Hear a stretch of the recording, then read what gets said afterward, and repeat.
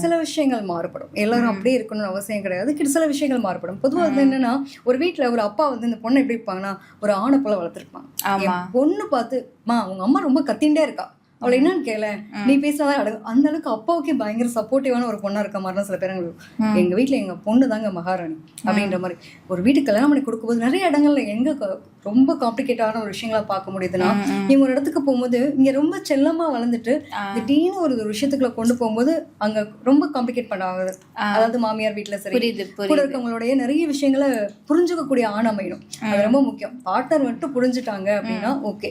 Maximum பாத்தீங்கன்னா ஒரு 2 இயர்ஸ்க்கு எங்களுக்குலாம் லைஃபை அடுத்த கட்டத்துக்கு நகர்த்தி கொண்டு போறதுக்கு நிச்சயமா ஒரு ஸ்பேஸ் வேணும். இல்ல அப்படின்னா கண்டிப்பா நிறைய பேர் டிவோர்ஸ் போறதுக்குலாம் வாய்ப்புகள் வரக்கூடிய தன்மை உண்டு.